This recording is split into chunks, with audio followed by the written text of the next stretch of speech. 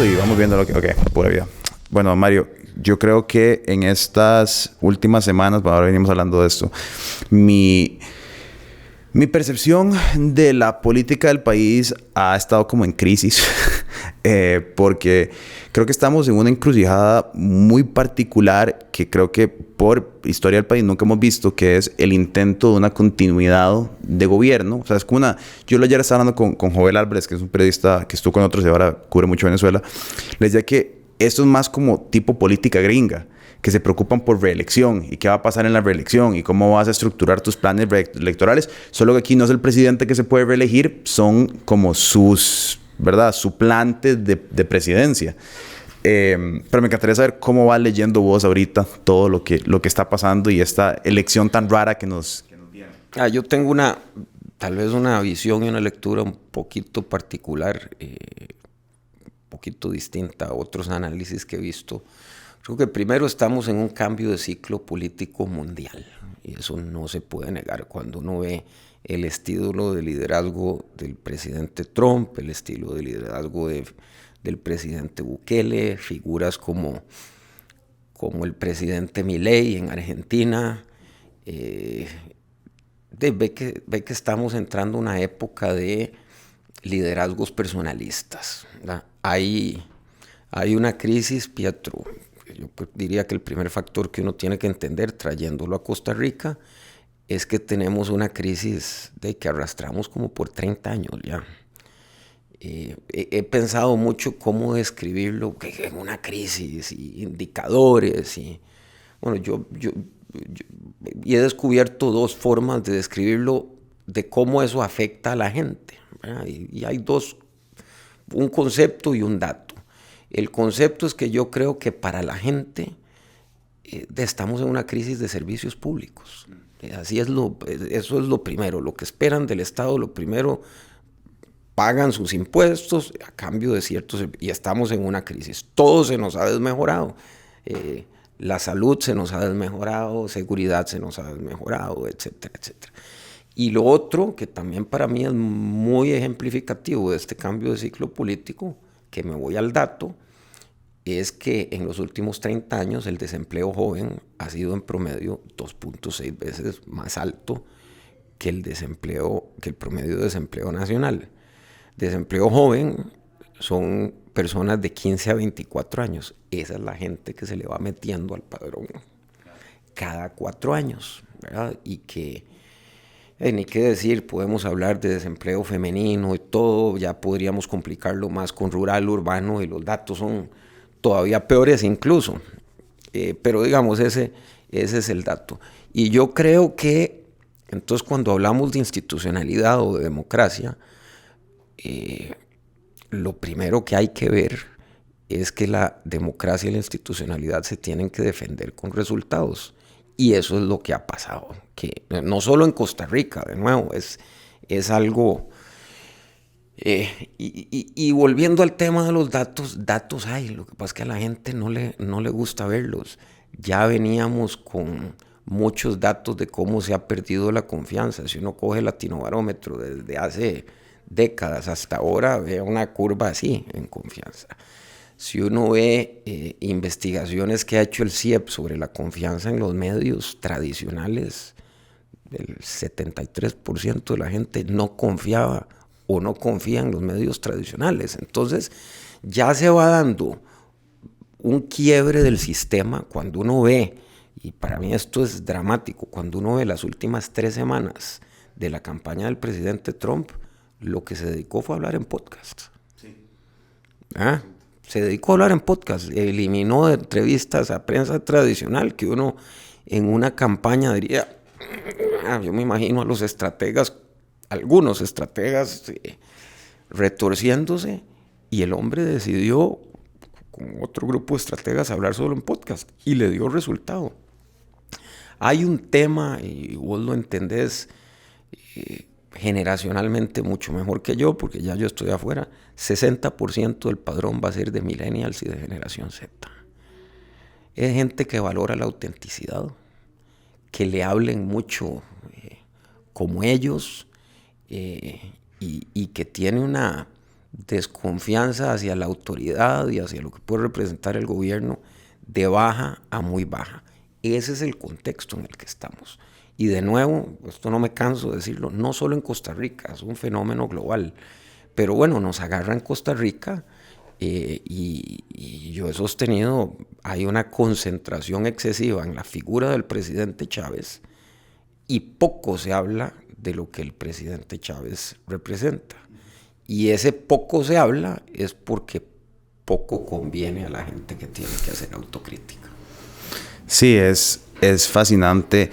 Primero, hay una pregunta que a mí me interesa y ya ahora ya en las últimas 4 semanas se ha posicionado más, pero que yo solo insistí en la entrevista que hice con él y no me la pude responder porque no quería responderla en ese momento, pero era siquiera cuál era la ideología de Chávez. ¿Cuál es la ideología política? ¿Es socialdemócrata, más libertario? Es más, ahora es cristiano conservador. ¿Verdad? Es como esta efímere porque a cierto punto no importaba. No importaba qué política tenía él porque un día mete impuestos y es un poquito más hacia la izquierda y el otro día es más autoritario de derecha y es más pro negocios, pero cierra Procomer y cierra Cinde, ¿verdad? Que son cosas estatistas de izquierda y después, pero le da la caja, entonces vos dices, puta, libertario. Pero es que al final del día, y para mí es muy representativo de esta crisis que decís vos del personalismo de Chávez, porque al final del día la gente no está votando por sus ideas, está votando por la persona que es. Y la persona que es se puede despertar mañana un poquito más de izquierda, un poquito más de derecha, pelearse con este ministro o aquella representación. Y creo que eso responde también a lo que decís vos de la generación Z de los millennials, que tampoco tienen sentado sus bases ideológicas de en qué piensan o en qué creen. Nosotros lo vimos con la elección gringa, donde un día Kamala Harris estaba súper alta en las encuestas y todo el mundo se llama, viva, arrasar con Trump, no puede ser.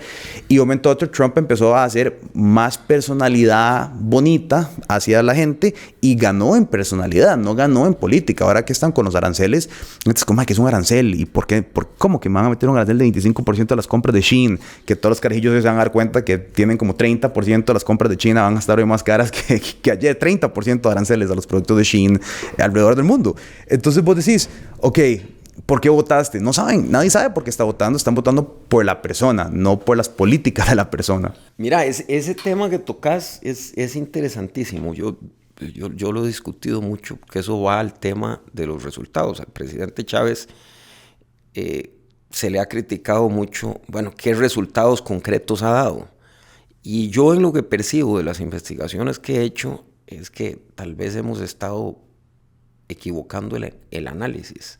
Porque lo que percibo en focus groups y en investigación cualitativa es que para mucha gente el resultado es que esté diciendo las cosas que está diciendo. Y voy más allá, esto abro el paraguas. Una cosa que está matando a la política costarricense es que la estrategia se formula a partir de grupos de WhatsApp.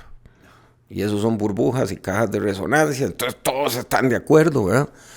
Entonces no me gusta el tono del presidente Chávez, no me gusta la forma del presidente Chávez. Bueno, lo cierto, Pietro, es que hay gente que le gusta la forma y el tono del presidente Chávez y lo que está diciendo. Y yo estimo a hoy, esto tengo que aclararlo, no estoy hablando ni de intención de voto, ni de apoyo electoral, esto habrá que verlo cómo se juega, pero a hoy el presidente Chávez puede andar en un bloque duro de apoyo de entre un 54 y un 57% de la gente. Y la pregunta, como le digo yo a muchos de la oposición, deme todos los adjetivos que usted quiera sobre el presidente Chávez. Es muy áspero, es muy concho, es vulgar, es todo. Le digo, bueno, usted se ha puesto a pensar por qué el 54% de la gente, al menos, prefiere a esa persona a usted. Eso tiene que llamar mucho a la reflexión. Y porque un personaje, cuando uno lo ve en teoría, es que de verdad lo tiene que tener un personaje o una persona que no estaba en Costa Rica, que fue ministro de Hacienda, que no es tampoco el camino, digamos, más fácil para que uno sea un ministro destacado, que no salió del gobierno del presidente Alvarado, digamos, con altos listones, y que tuvo todas las dificultades y retos sobre su paso por el Banco Mundial en campaña, y aún así ese fue el presidente que eligió la gente. Entonces la pregunta de nuevo es ¿por qué? Porque esa elección representa un rompimiento, un punto de inflexión con el sistema anterior que no estaba dando resultados. A mí, volviendo a lo de los jóvenes, Pietro, ustedes aquí lo manejan mucho mejor, pero ¿cómo va la oposición a decir, la institucionalidad, defendamos una institucionalidad que no les estaba funcionando? Es que ese es el problema, por eso vuelvo al tema de los resultados. Y sí, vuelvo a decir, me van a decir, bueno, el presidente Chávez no está dando resultados. Bueno, tal vez, y esta es la hipótesis que manejo ahora, tal vez el resultado es que actúe como está actuando, que diga las cosas como las está diciendo. Y eso hay un 54% de gente que le gusta. Lo otro que hay que desmitificar, y esto hay datos de la última encuesta del CIEP, y que se puede ir uno, es que los que están apoyando al presidente Chávez son hombres mayores sin educación, porque he oído eso. Si uno ve y hay un cuadro del CIEP, la mayoría, es una encuesta que el apoyo está en 63%, se pone el margen de error entre 66 y 60. Hombres y mujeres están en el margen de error. Grupo etario está en el margen de error. Se baja un poquito educación universitaria, pero está abajo de 60, pero arriba de 55.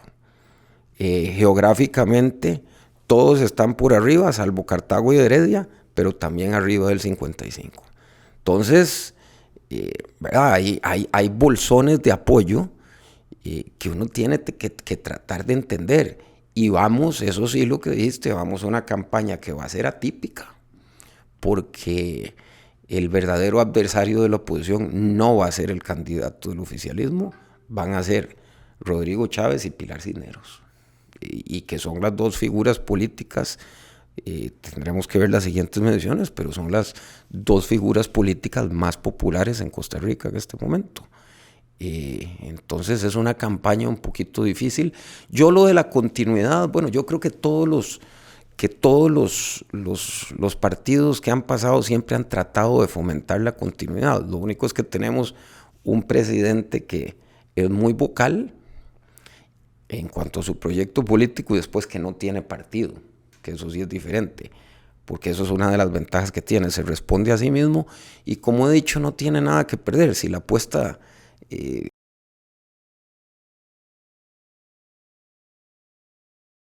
Sí, yo creo que aquí la diferencia tal vez es como en el que su estructura es para él volver al poder, a diferencia del partido, que si Oscar Arias, podemos decir, volvió, afuera de Oscar Arias, yo me atrevo a decir que no conozco de muchos otros proyectos políticos que hayan verbalizado el hecho de que el presidente quiere ser el que vuelva al poder y quiere cambiar la constitución para hacerlo y quiere hacer todas estas cosas para él poder volver al poder lo más pronto posible. Que hay las motivaciones de por qué quiere hacerlo, podemos hablarlo ahora, pero a mí, volviendo al tema de lo que él dice, lo que importa, creo que estoy muy de acuerdo, porque más allá de los resultados, a mí, la elección de Trump, porque me parece que para el paralelismo deberíamos de usarlo mucho, porque pues todo lo que pasa en Estados Unidos pasa acá y rebota. Digamos, yo hablo con muchos amigos míos y muchas personas de diferentes tendencias políticas que son muy pro-Trump. Y normalmente cuando escucho argumentos pro-Donald Trump, son más que todo sobre... está entrando en una pelea contra los woke, se está trayendo abajo a los progre, que dicha que está vetando a estas personas de esta cosa y este es otro grupo desde aquí y allá, o a quitar esto, o a quitar aquello. Que son cosas que al final del día, cuando vos ves la escala de valor de los estadounidenses, de qué priorizaban, digamos, el sistema médico universal. Número uno, tiene como el 75 o el 80% de aprobación, republicanos y demócratas. Nadie está hablando del sistema digamos, condenar o perdonar deuda estudiantil. Creo que es como la mayoría de los estadounidenses tienen deuda estudiantil. Es la única que no puedes hacer bancarrota en Estados Unidos.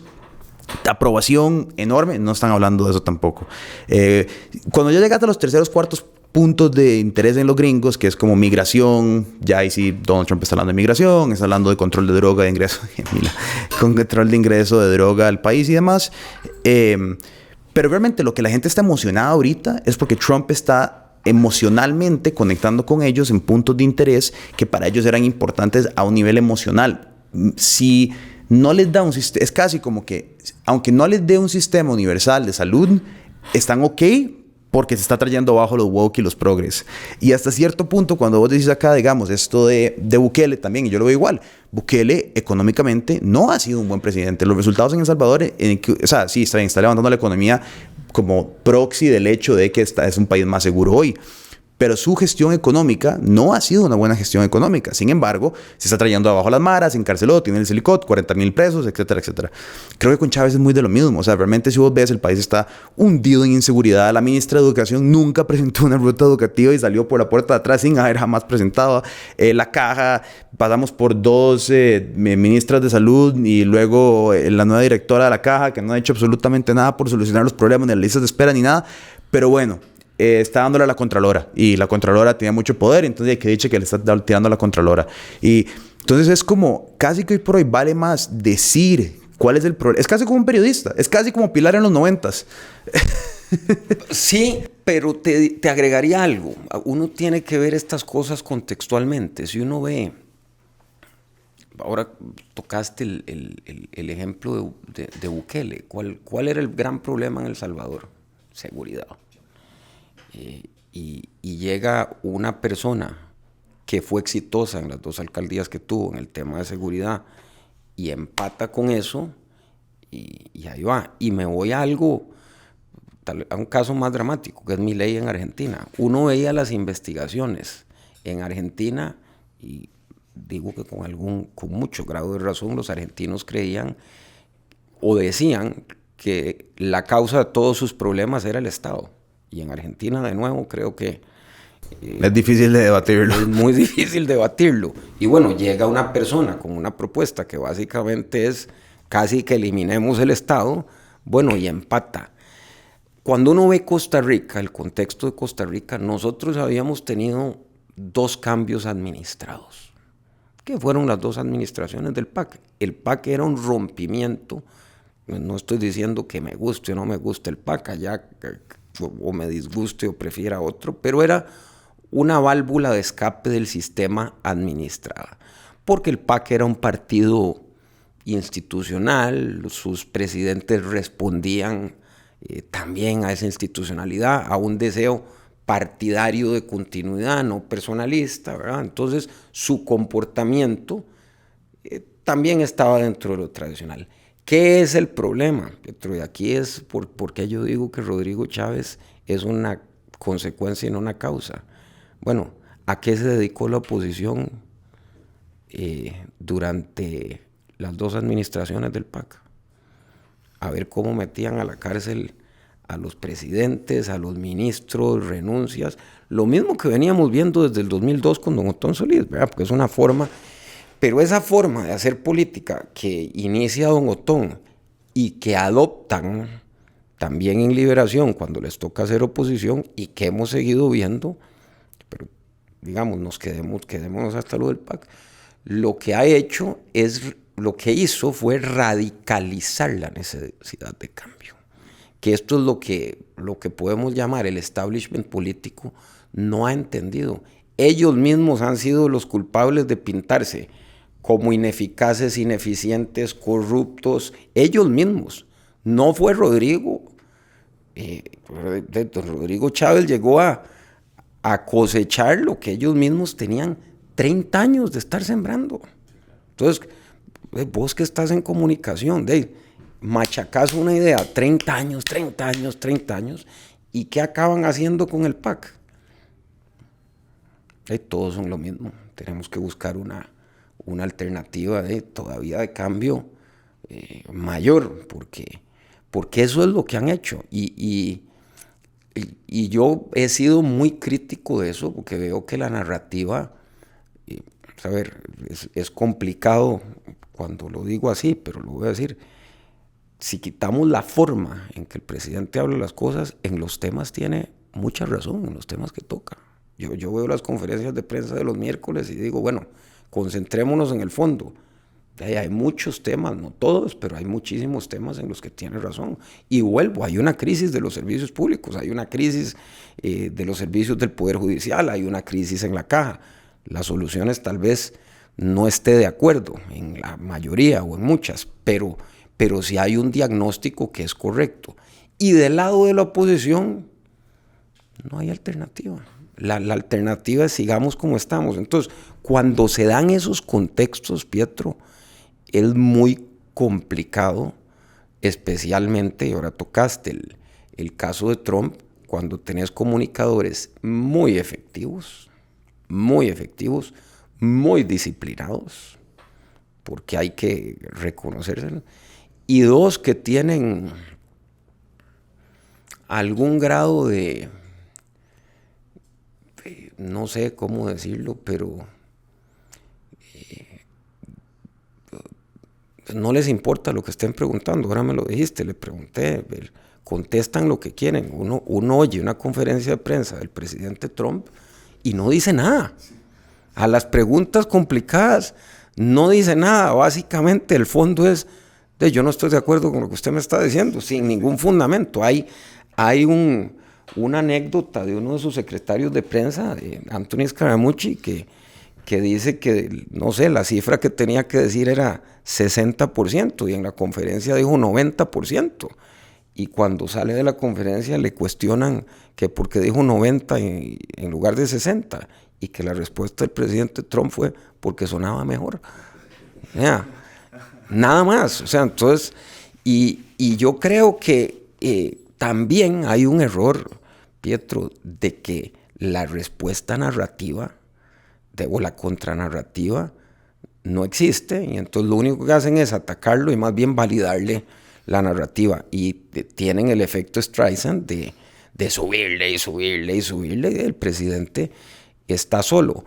En un contexto de nuevo, y no podemos, vos y yo lo hemos conversado también, no podemos perderlo de vista de algo que dijimos, el 60% son millennials y generación Z. Eso es un cambio radical en la demanda política. Y yo el otro día vi el debate, la entrevista de 5 candidatos de Liberación Nacional.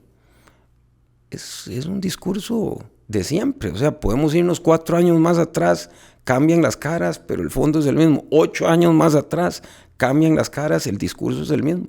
El presidente Chávez, sí hay que reconocerle que tuvo esa disrupción, o sea, la forma de decir las cosas. Y creo que había mucha gente cabreada. Lo que decís también, volviendo al contexto global, uno ve las decisiones que ha tomado el presidente Trump y que anunció desde su discurso, son un cambio radical casi que del orden mundial de ciertas cosas. Toda la agenda progresista la está fumigando del uso de esa palabra, porque se está haciendo con decretos ejecutivos, ¿verdad? No quiere que quede nada. Eso es del gobierno federal, por lo menos, que es donde tiene poder. Está en un fenómeno de desglobalización en que las relaciones, el mensaje que está mandando es: estamos pasando ahora a relaciones bilaterales, transaccionales, en la medida que beneficien a Estados Unidos. Y está haciendo, vamos a ver, no podemos ser inocentes de que Estados Unidos actuaba por la bondad antes del presidente Trump, pero el presidente Trump está siendo muy vocal en eso, de decir, esta es mi fuerza, este es mi poder y lo estoy usando, ¿verdad? Pero es un cambio, o sea, salirse de la OMS, la posición que está tomando con OTAN, el anuncio que da sobre la franja de Gaza, o sea, son cosas que uno, Pietro, dice, o sea, de verdad, yo cuando veo los temas progresistas, ya esos como que los da uno por sentado. Uno creyó que ya eso no iba a ser tema de discusión. Bueno, la historia es pendular, hay que reconocerlo, pero bueno, el presidente Trump, uno podría haber esperado que no hubiera más avances y hasta que hubiera cierto grado de retroceso, un poquito, pero no a este nivel, ¿verdad? Entonces, el contexto mundial está cambiando. A mí, yo creo que algo interesante de rescatar de eso es como... Yo creo que hay una confusión muy grande en qué es la la política, digamos, conservadora de derecha, lo que está funcionando, y no necesariamente el mensaje populista y como personalista que se está diciendo. Y a eso me refiero con que si fuera cierto que lo único, o sea, que es una tendencia global de derechismo, Sheinbaum en México no hubiera ganado, ¿verdad? Tendríamos, o sea, una mujer de izquierda militar gana las elecciones en México. Entonces yo creo que muchas veces cuando hablo sobre la oposición y sobre, bueno, me parece que fue lo que la falacia en la que los demócratas cayeron en tratar de hacer Kamala Harris más centrista, más centro-derecha, ¿verdad? ¿Por qué? Porque yo creo que, digamos, la mejor oposición de Donald Trump, para poner el paralelismo, ya que estamos hablando mucho de Estados Unidos, hubiera sido Bernie Sanders. Bernie Sanders en el 2016 tuvo la campaña con más fondos públicos, o sea, de donaciones individuales jamás reclutadas en la historia de Estados Unidos. Estadísticamente iba ganando la Hillary Clinton bestialmente en esa primaria hasta que el DNC hizo macatrafes y logró sacarlo y bueno, en fin. Quiero decir eso, yo creo que ante una respuesta populista de derecha, una respuesta populista de izquierda puede ser altamente efectiva. Porque yo me devuelvo a las elecciones pasadas y por lo menos dentro de la base de votantes de No Pasa Nada, que hoy son la mayor cantidad del país, se dividían casi que 50-50 entre Frente Amplio y el PLP. O sea, y además había gente que decía que estaba indecisa entre el Frente Amplio y el PLP. Y gente que yo conozco personalmente que fue a votar y estaba, puta, no sé si darle mi voto a él o a Villalta. Y eso es... ¿verdad? Uno diría, pero ¿cómo se les ocurre? Pero si son dos personas diametralmente diferentes de las políticas y las consecuencias nacionales. No se trataba de eso. Se trataba de cambiar la ruta política, mantener ciertos hechos que yo creo que a la generación Z y a los millennials les gusta, de apertura social.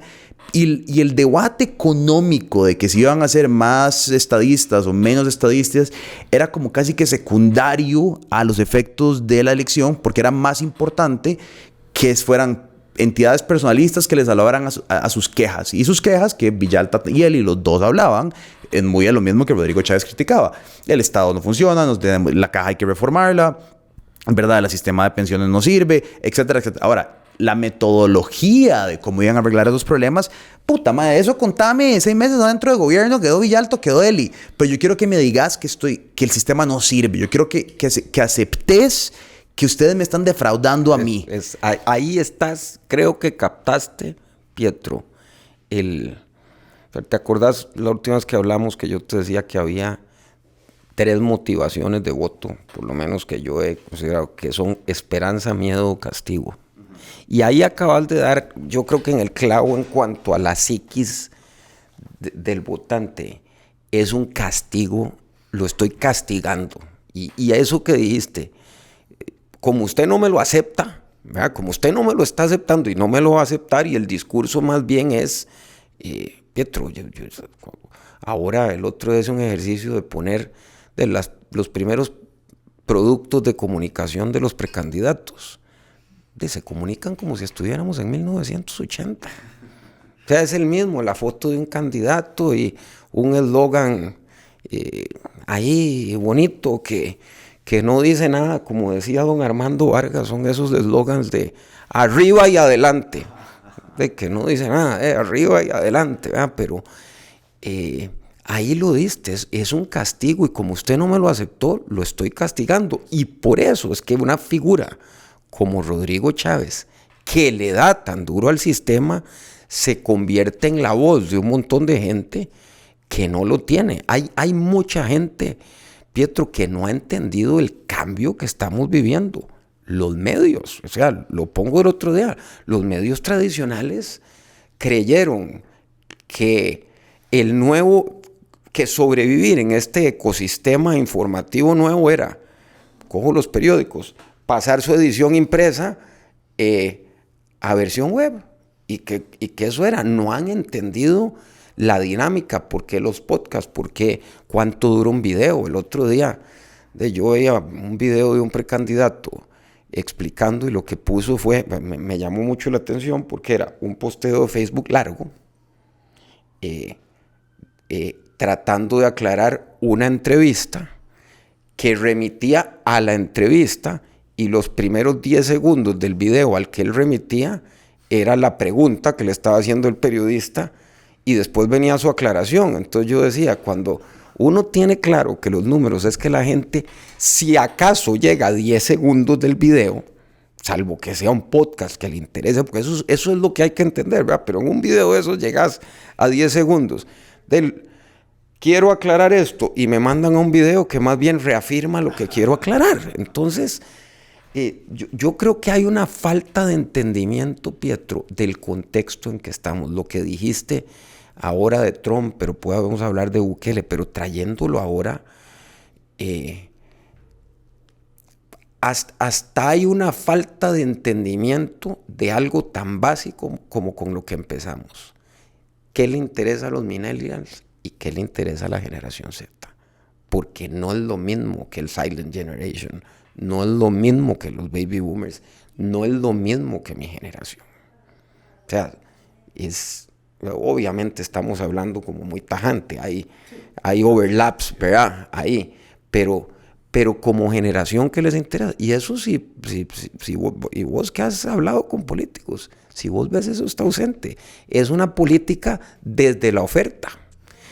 El presidente Chávez y Trump y todos entendieron algo muy sencillo. ¿Qué es lo que vos dijiste? ¿Cuál es la demanda? ¿Qué es lo que quieren? Lo que quieren no es que yo le diga, ahora tengo una propuesta, voy a formar una comisión para reestructurar la Caja Costarricense del Seguro Social. Ya eso lo han oído N cantidad de veces.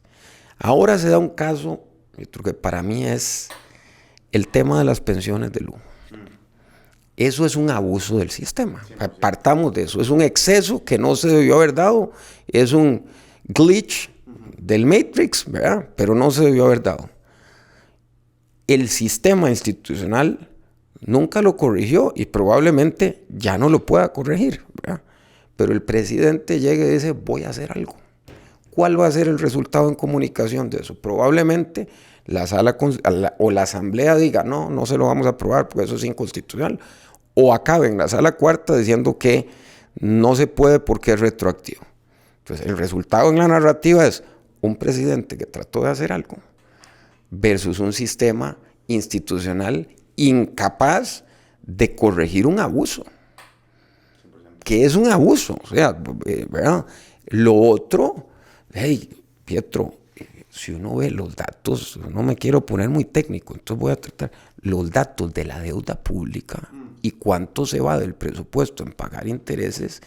Cada vez pagamos más intereses y eso nos deja cada vez menos plata para invertir en lo que tenemos que invertir, salud, seguridad, etcétera. Entonces, ese contexto, pues, y por eso yo lo que le digo a la oposición es, tienen que dar alternativas. Es que ustedes no están dando alternativas. Buena, mala, regular, como les parezca, pero el presidente Chávez sí está diciendo, voy a hacer esto, voy a hacer lo otro, Ustedes no, y les pueden parecer locuras, muchas de las cuales han. Y hay algo que dijiste ahora en cuanto a las elecciones. Hay que ver cómo vamos a ir a las elecciones. Y el presidente Chávez ha logrado que esa base quiera ir a votar. Que eso entonces es un contexto el que estamos pintando de unas elecciones, como dijiste, particulares, diferentes, que nunca hemos enfrentado. Vamos a tener un presidente muy vocal, se va a cuidar mucho de no caer en beligerancia, pero si la línea de beligerancia está aquí, probablemente llegará hasta aquí, donde pueda, ¿verdad? Una figura con mucha credibilidad con doña Pilar, que va a estar en campaña, va a estar abiertamente. Y del otro lado, ¿qué liderazgos fuertes tenemos? ¿Qué propuestas tenemos? Porque ese es el problema. Y otra cosa que también dijiste, no estamos en una época de izquierdismos. Y la gente, yo hice un ejercicio una vez que era muy interesante, que lo llamaba William Ramírez, el investigador que trabaja conmigo, el Frankenstein de los partidos, porque uno le decía, le voy a dar el nombre de un partido, dígame qué es, no única, podía, y la gente te decía, Liberación Nacional, es de izquierda, derecha, capitalista, todo, la misma persona, no estoy hablando, ¿verdad? Entonces eso, desde que colapsaron y entraron en crisis los partidos tradicionales a nivel mundial, estamos en una época más pragmática y la gente lo que quiere, generacionalmente, son soluciones rápidas a temas, si se quiere, más inmediatos, ciertas causas, pero también contextualizando que de elección a elección cambia. O sea, el gran tema que fue, digamos, el tema en concreto fue matrimonio igualitario, pero había una lucha ahí de conservadurismo versus progresismo. La elección siguiente ya no existió. Todo el mundo decía que el aborto es el que va a venir el próximo tema. Nada, o sea, es muy contextual y esa agilidad de lectura hay que tenerla porque representa adaptación. Conversando el otro día con uno de los aspirantes a presidente que me explicaba su propuesta y parte de lo que le dije fue: usted está claro que con eso no gana una elección, es una excelente propuesta de gobierno y me encantaría que eso fuera con lo que usted o todos pudieran hacer campaña, pero sí le digo que con eso usted no gana una elección.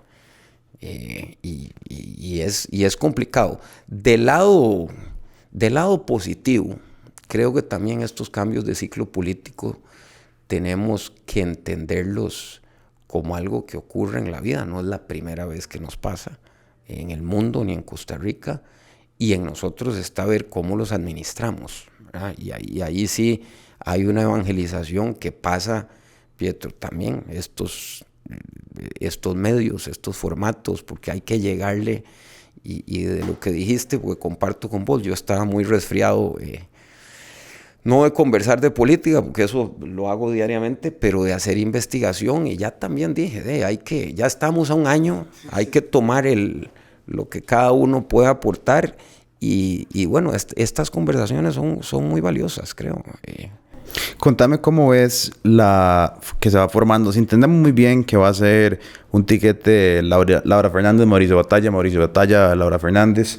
Que el otro día yo puse que pensaba que iba a ser Mauricio Batalla presidente, Laura de vicepresidente. Todo el mundo me puso que era al revés. Pero yo no sé si el ego de Batalla le permite ser vicepresidente. Pero bueno, eso es... No, vieras que yo conozco a Mauricio por otras cosas, no de su función pública de antes.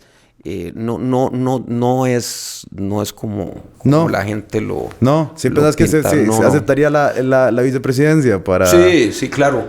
Yo creo, opinión muy personal, creo que el presidente no ha definido todavía su candidato. ¿Verdad? Eso es lo que yo siento. Como que yo he visto ahí Centrales Noticias que creo que le hacen un buen trabajo de sondeo al presidente. Perdón, Douglas, pero es cierto.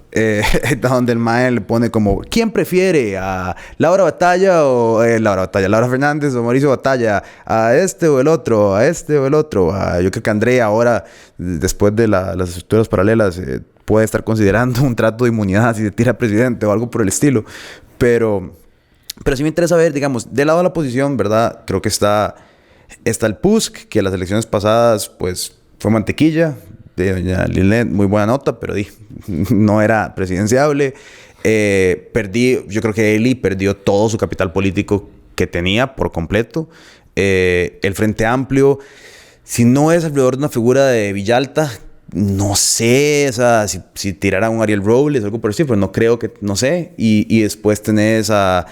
el que yo me imagino va a salir ganando de la primaria de Liberación, que creo que va a ser Álvaro Ramos, y igual del PUSC Hidalgo, ¿verdad? Entonces, no sé cómo ves vos esta oposición. Y bueno, y la que hablamos en Twitter que precipitó esta conversación, que fue Claudia Dobles, que me parece extrañísimo.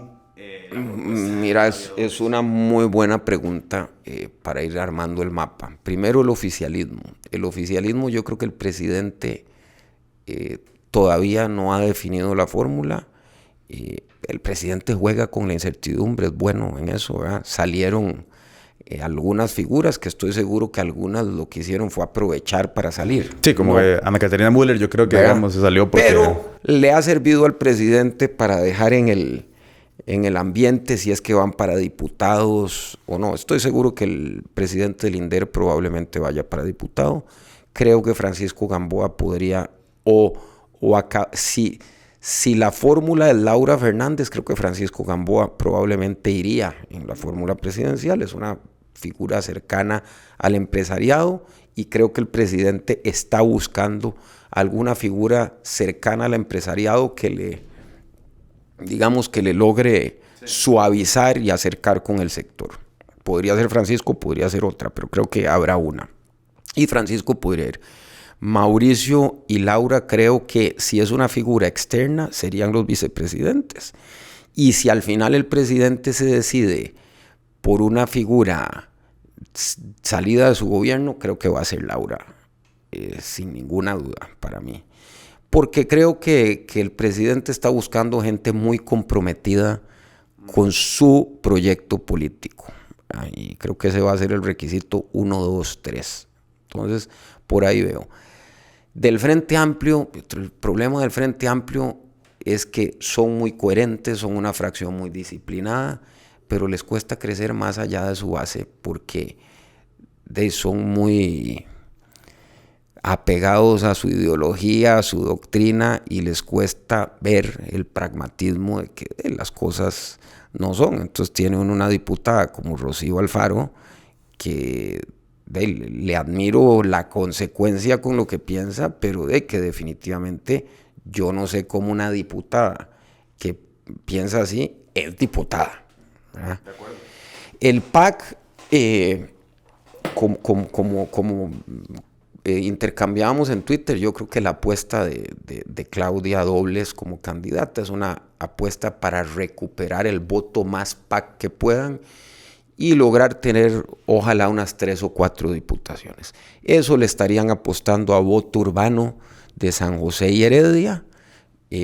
Ojalá, como intercambiamos en Twitter, creo que lo único que le agregaría a ese perfil, que sea voto recuperado, PAC, que ya votó por el PAC anteriormente. Y doña Claudia es una persona que la verdad representa causas de efecto, porque aquí el PAC está jugando con un arma de doble filo. Poner a Claudia Dobles de candidata es caer en las mismas prácticas que ellos han criticado. 100%. De la unidad y liberación, de las dinastías políticas y de que se heredan los puestos, etcétera. Otón Solís estaría vociferando en una asamblea en el 2004. La unidad creo que todavía tiene que definir un poquito. Creo que Juan Carlos va a la cabeza, pero también hay un tema de que hay cierto grupo reacio en la unidad a la candidatura de Juan Carlos que no tiene candidato. No sé si lo van a encontrar. Creo que a hoy no tienen nadie que era lo que representaba Leldi, ¿verdad? Sí. Creo que a hoy no lo tienen. Y en la unidad creo que al menos la dirigencia territorial se está acercando mucho a Álvaro Ramos. Tema es que esa dirigencia territorial, la gente habla mucho de don Oscar, de don José María, de Antonio. Bueno, también esa dirigencia territorial tiene desgaste a nivel de su área de influencia, ¿verdad? Ser candidato de Liberación tiene el precio del siguiente, que te voy a decir. Liberación por esa dirigencia da el piso más alto para arrancar la campaña, pero también genera el techo más bajo electoralmente. Entonces ahí tienen que ver cómo hacen. Y el resto de figuras, habría que ver cómo arrancan. Luis Amador, que me dicen, no lo tengo confirmado, pero los rumores que he oído es que iría por Progreso Socialdemócrata. No puede ser. Esos son los rumores, no lo tengo confirmado, pero... ¡Qué risa! Pero dicen que esa es una de las posibilidades, que sería una jugada de churuco del destino y llevándosele la deuda político a Chávez. No, qué risa. Wow. Eso si ocurre sería simpático. Sería súper simpático. Y habrá que ver cómo otras figuras, doña Natalia Díaz, sí. Que ahí está, don Fabricio, liberal progresista, que lo tocaste. El problema que tiene el liberal progresista, que creo que no lo entendieron, es que el liberal progresista, el resultado que tuvo fue con votos prestados. 100%. Lo que te decía de que unos querían votar por el Frente Amplio, otros por ellos. Y esencialmente yo lo tengo identificado, votos prestados del PAC en Heredia. Sí. Y en los cantones del oeste de San José, Santana, Ciudad Colón, Escazú y el oeste del Cantón Central de San José, fueron los votos que tuvo Rodolfo Pisa en la elección tras anterior, que no votaron por doña... Sí, que eran los de Otto Guevara anteriormente. Exactamente. Entonces, eso es. Entonces, nunca tuvo un capital propio y no logró consolidar esos votos. Pues la verdad es que el desempeño de la fracción del liberal progresista no ha sido destacado, ¿no? ¿Verdad? Ha costado mucho diferenciarse. Creo que han tenido traspiés como el tema de la elección del directorio pasado en la asamblea, ¿verdad? Entonces, ahí es donde los partidos no entienden, Pietro, que quiero diferenciarme o quiero hacerme uno más. Y yo si estuviera, diría, nos olvidamos de directorios, lo que hace un poquito el Frente Amplio. Nos olvidamos de directorios, ahí no vamos... Y esta es la línea de nosotros. La línea de nosotros va a ser destacar, no tener puestos ni nada. A hoy, con todo ese panorama, lo que sí podemos decir es que tenemos un oficialismo que tiene un estanque para pescar como entre un 54 y un 57. Hay que ver cuánto de eso logran convertir en apoyo electoral. Como entre un 17 y 21 del electorado, que no está definido, no es tan grande como otros, y que el tema está si la mayoría de esa indefinición es voto abstencionista. ¿Verdad? Que ahora quiero investigar, por eso decidí ir a campo, porque quiero investigar sobre eso para hacer algún cruce. Y la oposición está de arranque. Ojo, para los que nos escuchen, no es intención de voto, no es apoyo electoral, hay que ver, es los bloques de arranque.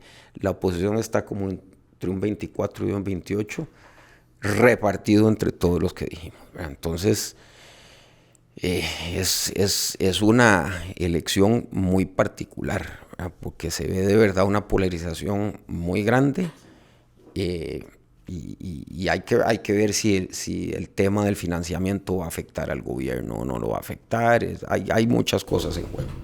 Yo creo, sabes, que ahí donde vas hablando de la construcción de la oposición y del oficialismo, yo creo que sorprendentemente, y eso puede ser, porque ayer estaba un toque pensando en eso, porque hablé con este maestro Joel Álvarez está hablando mucho sobre Venezuela, porque él es periodista de Venezuela, y la construcción del chavismo de Hugo Chávez en Venezuela, y luego cómo recae Maduro, y él hablaba mucho sobre el bipartidismo venezolano, que llega a causar básicamente un efecto rebote en el golpe de Estado, y yara.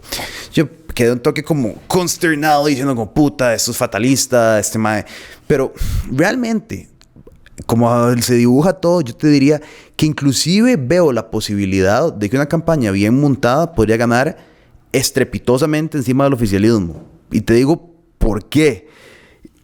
Si pensamos que Luis Amador, Natalia Díaz, Fabricio Alvarado y el que sea que venga del oficialismo, todos van a básicamente fragmentar una parte del voto, porque yo no creo que Natalia se logre distanciar del presidente realmente, y no creo que logre convertir ese voto libertario históricamente de Otto Guevara y después del PLP, porque creo que Natalia se distanció mucho del movimiento libertario. Al final del día se fue al Estado y fue súper estatista como ministra de la presidencia. Del otro lado, claro, tenés el problema de que esa oposición está fragmentada para la primera ronda. Digamos, yo creo que la peor pesadilla de la oposición podría ser que pase un Luis Amador y Laura Fernández, ¿sabes? Porque entonces ya ahí perdieron toda palanca de oposición. O una Natalia Díaz y una Laura Fernández, ¿verdad? Pero del otro lado, digamos, lo que yo veo como peligroso es el fragmento del voto entre Natalia Díaz, entre Hidalgo, Ramos, Dobles y a él, me lleva entrando aquí a la oficina, y el candidato fantasma que entre, ¿sabes? Porque yo creo que siempre de rebote va a entrar uno que otro. Pero que creo que esa indecisión y ese como no sé por quién votar y no sé cómo votar, y si voto por el Frente Amplio me da lo mismo que votar por el Partido Liberal Progresista, creo que ellos podrían irse, son más esa base votante indefinida que la base votante del oficialismo. ¿Sabes? Creo que hay más gente en Costa Rica en general que está brava con el sistema y que no ve resultados, a gente que está suficientemente contenta con que Chávez señale los errores. Y creo que si alguien lograra aprovecharse de toda esa base votante y movilizar a la generación 7, los millennials, y crear como una conciencia y una movilización social y un sentir de nosotros estamos a cargo y podemos hacer cosas, daría más resultados que continuar con el resentimiento hay que dos trae retos Chávez. que implicaría eso. Uno, desprendimiento. El problema es que la política costarricense está reducida a una lucha por 57 diputaciones. Y entonces todos los partidos, ayer hablaba con unos dirigentes amigos de Liberación Nacional, y de la percepción que me quedó es que ven la presidencia como una eventualidad que podría pasar, pero lo que el partido, y son dirigentes, digamos, importantes, lo que ellos ven es que el partido tiene que luchar por ver cómo conserva el tamaño de la fracción legislativa como la más grande. O la más grande, o al menos la más grande de la oposición si el oficialismo ganara. Entonces, lo primero es desprendimiento, que no veo, ¿verdad? Dos, también, Pietro, dentro de ese desprendimiento nosotros tenemos un incentivo perverso en Costa Rica, que es la lotería de la deuda política. Aquí hay gente que forma partidos, pasa para tener un partido que ofrecer y pegarse una lotería de la deuda política, que después viven 4 años, 6 años de eso. Te puedo preguntar sobre eso, porque ahorita está el proyecto de ley para reformar la deuda política. ¿Cómo verías, es una pregunta muy grande preguntarte así como cómo solucionar esto, pero digamos, ¿cómo verías una respuesta a la contraparte, que es de lo que pasa en Estados Unidos, que son los super PACs de billones, y durante muchos, ya no es así, pero durante muchos años era el que más plata tenía ganado, básicamente, versus este sistema que te distribuye la deuda política y hace como este sistema equitativo, ¿verdad? ¿Dónde podríamos, porque tampoco creo que sería saludable para la democracia decir, bueno, y solo los millonarios pueden poner plata para las campañas políticas, que sería lo que sucedería? ¿Cómo ves ese entrenamiento? Mira, yo creo que ni uno ni el otro. Yo creo que en Costa Rica podríamos, pues somos un país, podría hacerse una distribución de pago por voto, ¿verdad? Dos, el tribunal podría distribuir y pagar directamente ciertas cosas, franjas horarias en los medios, etcétera, etcétera.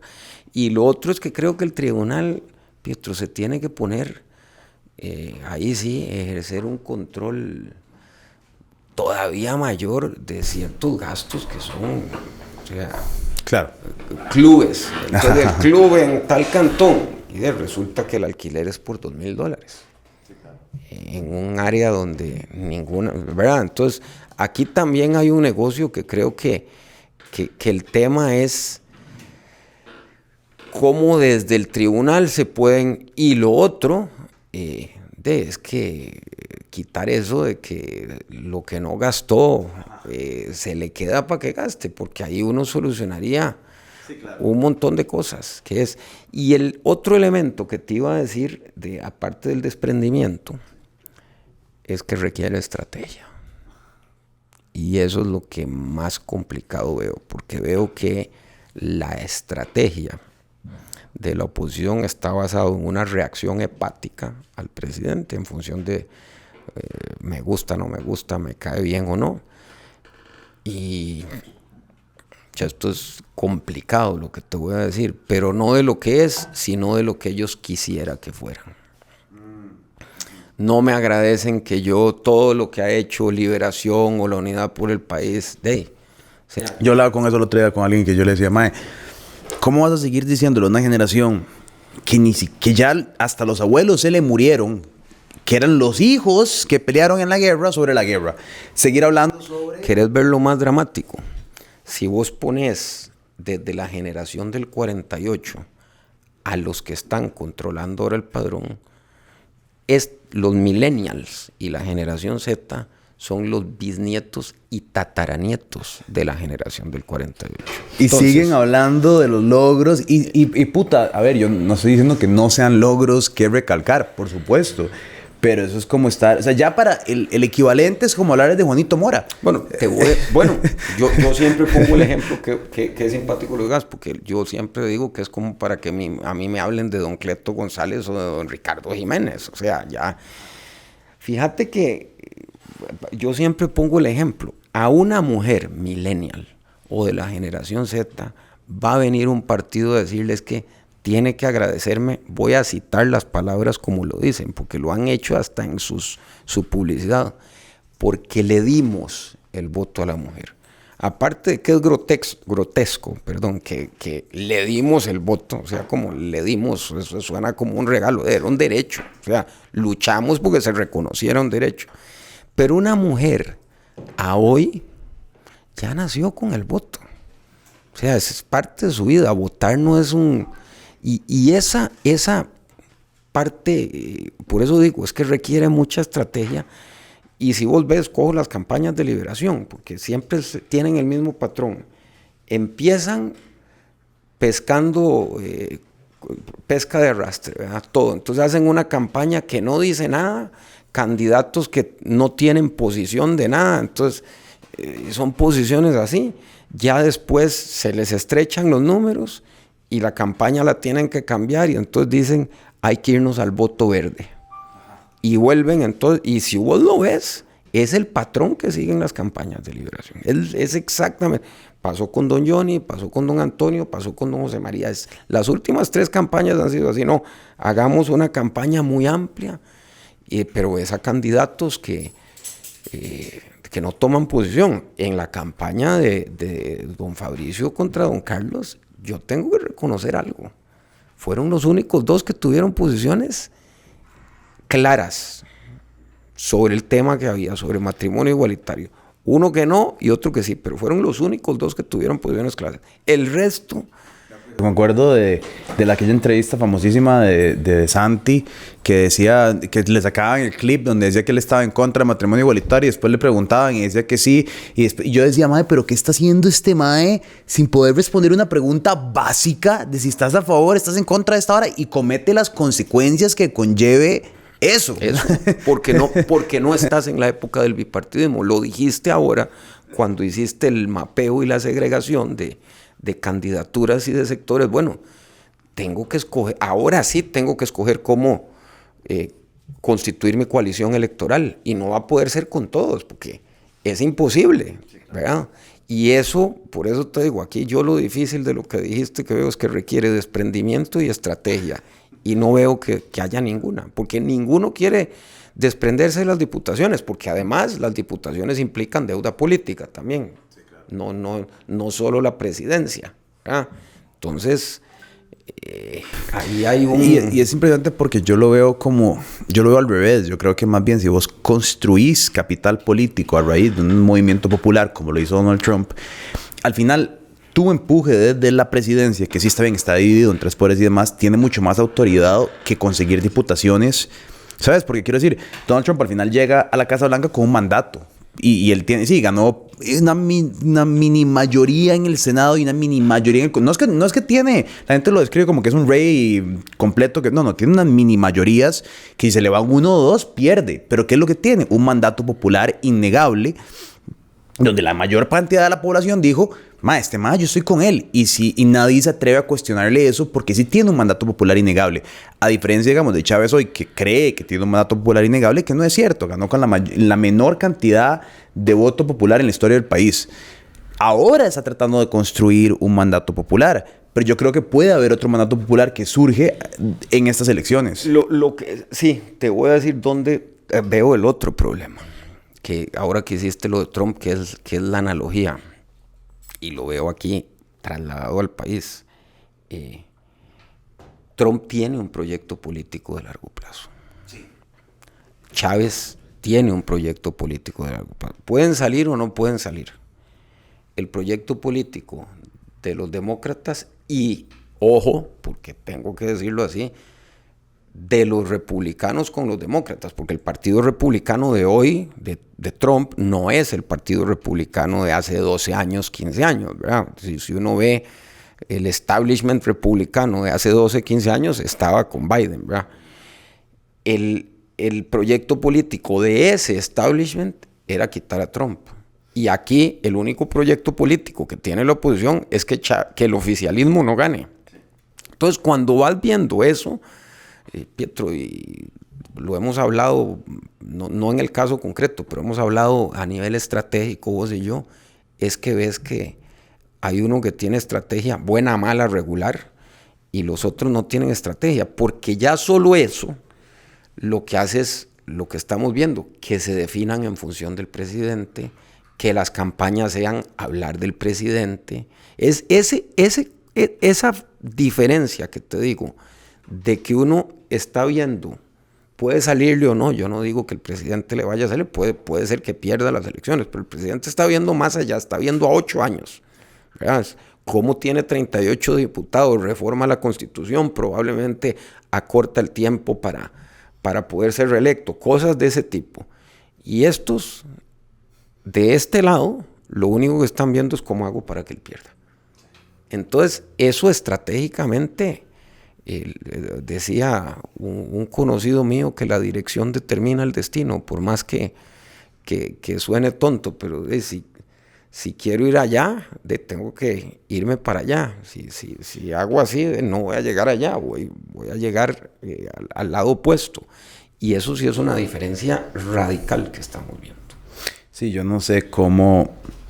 A mí eso me impresiona mucho, ¿sabes? Y es una falacia que pasa a nivel... No importa el presupuesto, los demócratas se gastaron 1.1 billones de dólares. ¿Sabes? No importa, digamos, y son cositas que para uno... Y eso fue lo que yo se lo doy mucho a Trump. Y yo creo que al final parte del problema es que Trump sí logró como consolidar su estrategia como en él, el hijo, tanto Barron como Junior. Barron le decía que podcast ir, Junior le decía con quién reunirse. Y ahí hicieron como esta estrategia. Pero él hizo lo que él quería hacer, ¿sabes? Kamala estaba con que, bueno, madre, me traigo estas estrategias y contrato a estos influencers. Y era como este descuartijeo. Y creo que si alguien no logra crear una estrategia política, que todavía creo que puede pasar, o sea, a mí no me sorprendería que en noviembre de este año aparezca un candidato y arrasa con todo lo que pensábamos. Y pasó en las últimas 2 elecciones, ¿verdad? Y Rodrigo Chávez nadie sabía quién era. Igual que hasta cierto punto Carlos Alvarado. Carlos Alvarado tuvo más después del gobierno de Guillermo Solís, que gana el PAC otra vez, está loco. Y todavía me acuerdo que en diciembre las elecciones lo tenían... Pietro, acordate que no lo iban a invitar al debate de Canal 7, que ya eso es muy cercano a las elecciones, porque no salía. No salía. O sea, no subía del margen de error.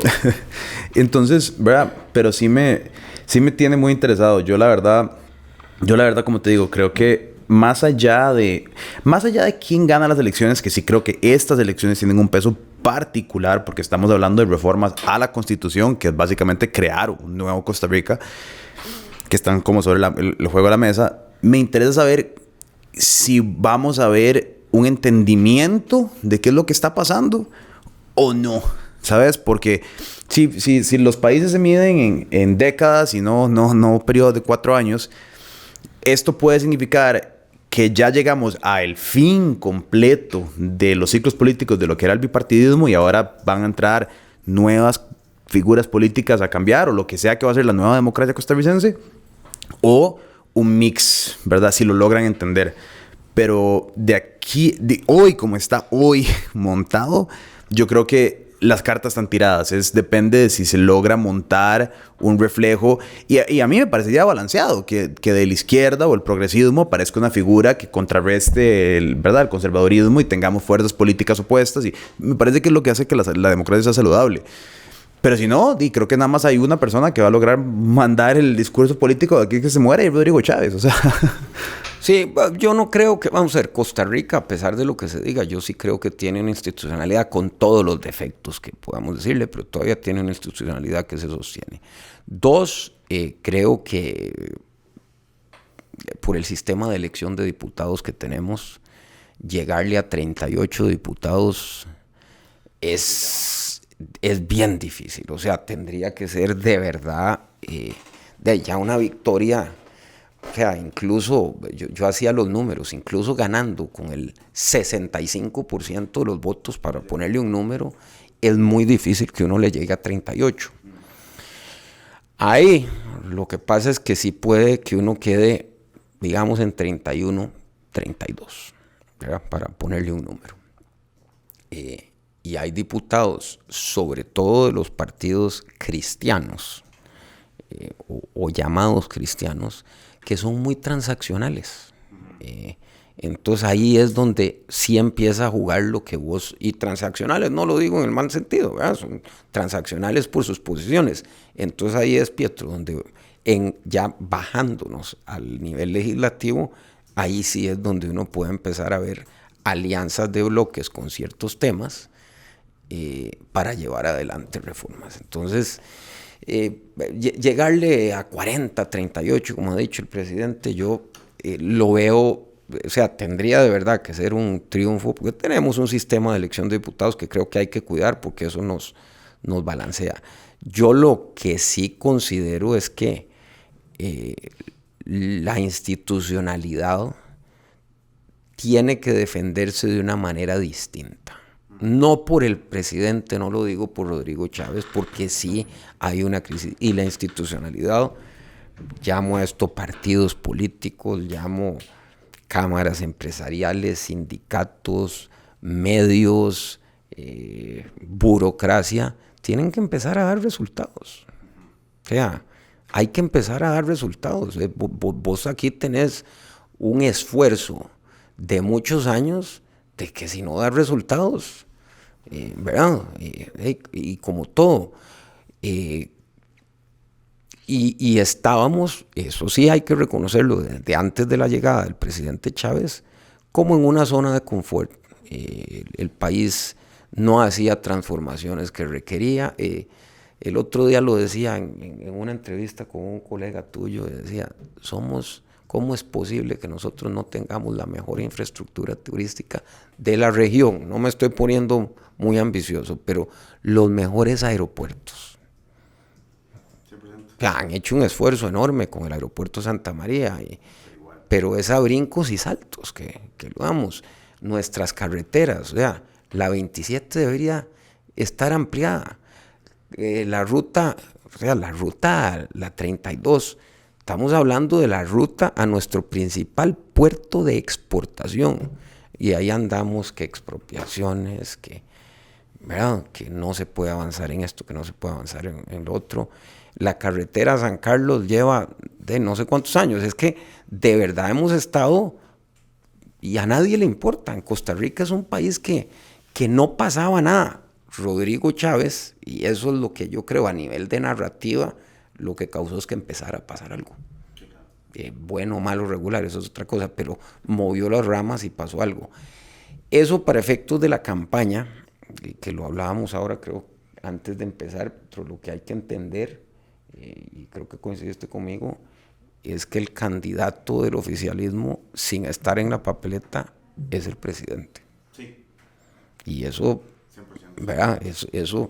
Eso la oposición tiene que entenderlo. No va a ser Pietro, Mario, Mauricio Batalla, Laura Fernández. Es el presidente. Y eso es una elección, como arrancaste diciendo, que contextualmente y en la historia de Costa Rica condiciona una elección bastante distinta, que nunca hemos visto, que va a ser ríspida, áspera.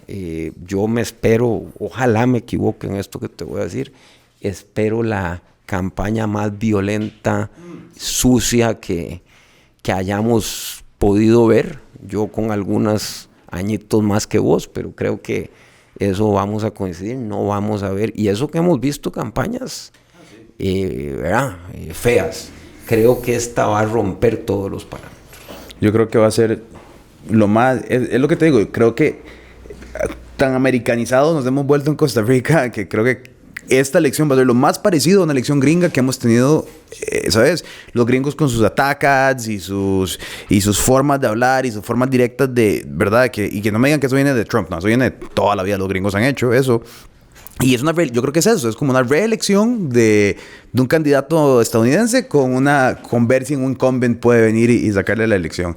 Y eso es, y si no entienden que eso es lo que está sucediendo, va a ganar la reelección. Me gusta ese planteamiento. Yo creo que conceptualmente es una reelección, que lo único es que el presidente no está, el nombre no está en la papeleta. Pero él va a ser el que va a estar ahí. Pero estamos hablando de una reelección y creo que, ¿ves? Eso es las cosas que uno tiene que entender.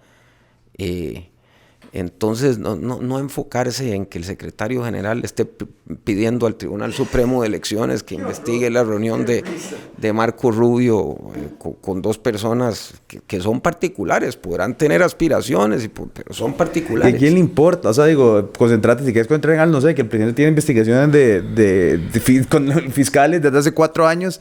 Bueno, pero dame la lectura. Por eso digo, políticamente también, dame la lectura de que Liberación Nacional no haya querido discutir el informe del Tribunal Supremo de Elecciones rarísimo en el plenario. Sí, entonces no se siente bien del todo que quieran hacer eso.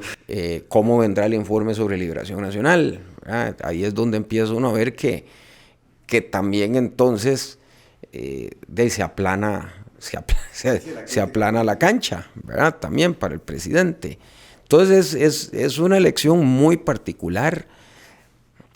También yo un mensaje que mandaría es que tenemos que entender que los políticos no son querubincitos ¿verdad? Que no tienen manitas, son seres humanos como cualquiera de nosotros, pero no es que solo tienen alitas, y son seres humanos como cualquiera de nosotros, tienen aspiraciones. Yo veía la oferta de candidatos de Liberación, Pietro, salvo don Enrique Castillo, que ya salió, todo el resto son burócratas. Sí, 100%.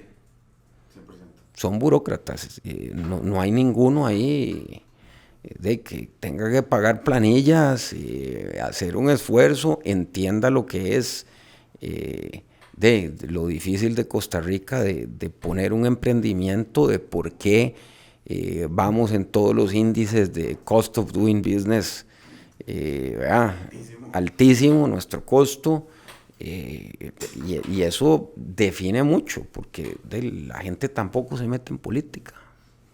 Entonces cada vez se nos complica más, y todo esto que hemos hablado, que hemos tocado un montón de temas, pero ese es el contexto en el que estamos, y no es fácil. O sea, sacarse de esta camisa de fuerza no es fácil, y por eso digo, estamos en un cambio de ciclo político mundial, porque la gente reacciona por algún lado, y ha reaccionado, gracias a Dios, en Costa Rica, votando. Eso yo siempre tengo que decirlo, ha reaccionado todavía votando.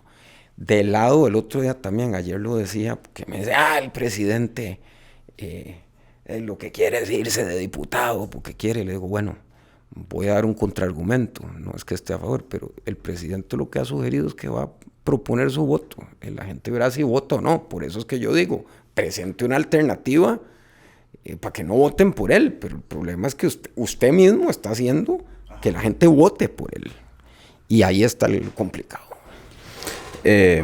Ahora me dice que vas a estar publicando diferentes informes y ya te vas a meter de lleno a hacer esto. Ya igual que vos pasé la crisis de que no quería, y creo que ya la semana entrante voy a salir a campo. Si la gente quiere buscar lo que vos publicás y la información que vos tenés, te lo mando, eso circula, eso es totalmente público, la investigación es pública. Como hice la vez pasada, lo que quiero es que haya investigación independiente. El CIEP la tiene, la UNA la tiene, la Latina hace a nivel digital un esfuerzo. Entonces también quiero colaborar a eso, que haya una investigación independiente más, y que sea un programa, porque como hablamos, ser una encuesta no dice nada, hay que ver la tendencia a lo largo del tiempo, que ahí es donde uno puede ir agregando datos y ver de verdad algo importante. Pero yo te la mando también para que todos la puedan ver y seguir. Puedan ver y descargarla y verla y despedazarla y criticarla y lo que sea. Muchísimas gracias, don Mario. Y no, te agradezco mucho el tiempo y supongo que en los próximos meses puede que nos veamos un par de veces más. A las órdenes. Pura vida.